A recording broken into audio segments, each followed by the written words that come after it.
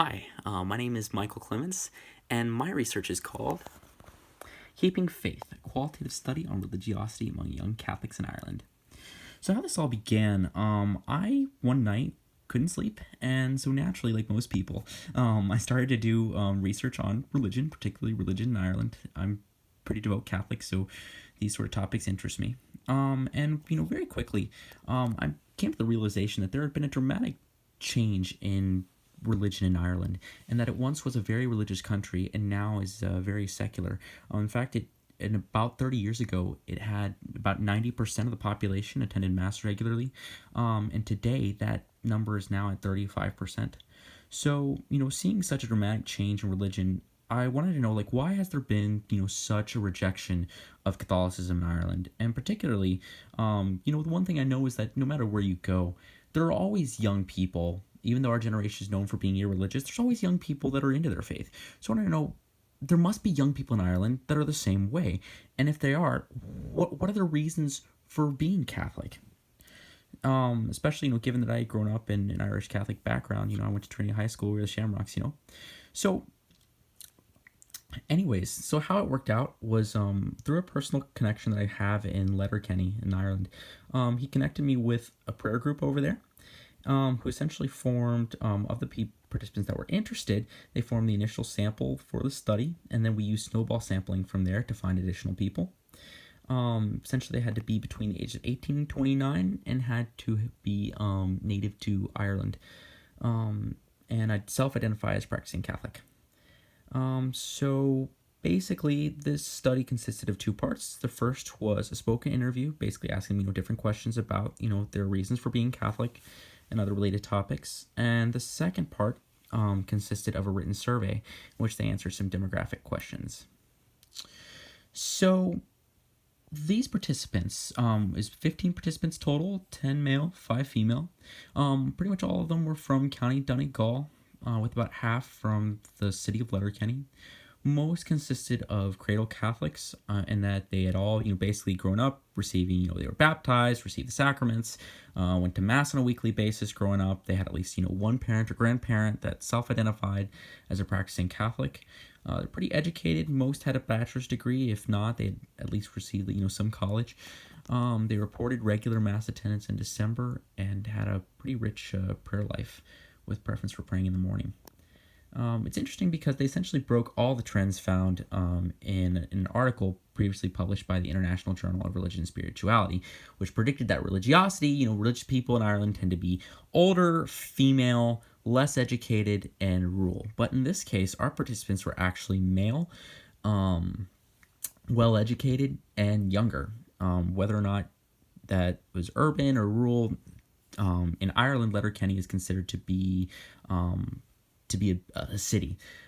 So, in a sense, they broke the trend. So, why are young Irish Catholics keeping their faith, despite the secularization that's going on in their country? Well, for many of them, they said that, I grew up Catholic, I was raised in a Catholic family, and I believe Catholicism to be true. That was it. Not too much depth with that. The answers that they gave for being Catholic tended to be more circumstantial rather than theological. It's interesting to see because there's a couple participants that were an exception to that trend, and they tended to cite concepts such as apostolic succession, marks of the church, new covenant, and their reasons for being Catholic. So it's interesting to see that you had this divide between theological and circumstantial answers. Many of the participants were Catholic reverts and that they grew up with the faith, fell away, and then came back in. And what they said is that they felt that they were really unhappy with their life when they were living more secularly, and that when they returned to the church, they ended up finding a lot more personal satisfaction, a lot more joy. So it's interesting to see that come up over and over. Many mentioned having a need for God, which they fulfilled through the church. That they had Catholic role models, other peers that helped them grow in their faith. And of course that they grew up in Catholic families and in a Catholic society, and that those roots were important to them. It's interesting because in Ireland, the term Catholic, the term Protestant, they're not always used as religious identifiers as they are here in the U.S., but they tend to have more of an ethnic connotation. For example, I'd ask participants, why are you Catholic? And the answer would be, because I am, or I was just born a Catholic. Or they'd say things like, yes, everyone is Catholic. And it's interesting because there are, a high proportion, like 70% of the Irish population identify as Catholic, but then a very low percent actually goes to Mass. Or it was very common for people to self-identify as a non-practicing Catholic, or as one participant said, oh, there's Protestant names, there's Catholic names, or my dad is Protestant, but he's secular. So again, and it reflects the history in Ireland in which, Protestants and Catholics were treated as very different groups, so much so that, Protestants had more land rights compared to Catholics, or that it was illegal to intermarry between the two. And it was a way to identify, who was British, Protestant, and who was Irish, Catholic. Because in that time, to be Irish and to be Catholic, basically meant the same thing, that the two identities went hand in hand.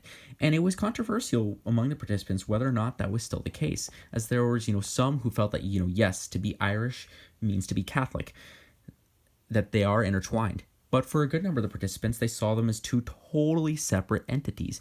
So one participant put it, I don't think we're a Catholic country anymore. Being Irish now doesn't mean you're Catholic at all. In terms of why the reasons they perceive that young people remain Catholic, very similar to their own personal reasons, that there's a need for fulfillment, a need for God, that they have, an initial spiritual encounter or experience with Christ, that they, were finding community and joy within the church, that they were dissatisfied with living secularly,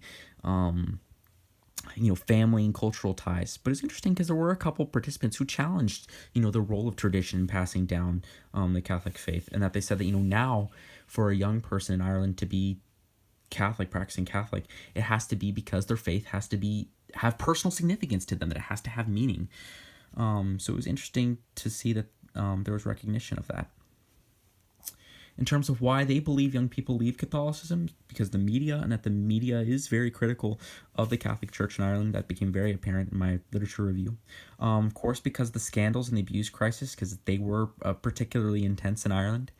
Many talked about that maybe perhaps it's that they don't have a proper understanding of the faith, that they think they know what Catholicism is, but they really don't. And that they're oftentimes people are told, to be Catholic rather than explain, why they go to Mass, why they pray the rosary, why they go to confession, things like that. So there was a gap there. They also believe that people tend to choose the world, which basically means choosing to live a secular lifestyle over the church, because, the culture of the world is very different than church teaching.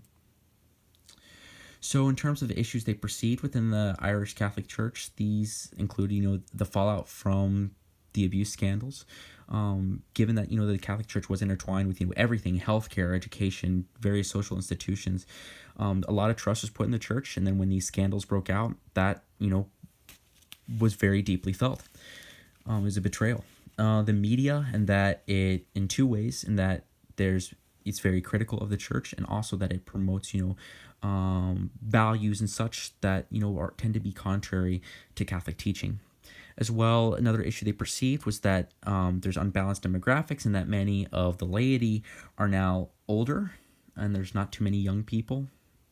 As well, that there's a shortage of priests in general, and that the priests tend to be spread very thin, having to go from parish to parish. That they felt that there was a greater need for outreach and evangelization. Despite these things, these issues, many of the participants expressed hope and said that, the church isn't going to die out, and that they were optimistic about the future despite the challenges. So these are the sources that I used in this project. And yeah, if you have any questions, feel free to reach me.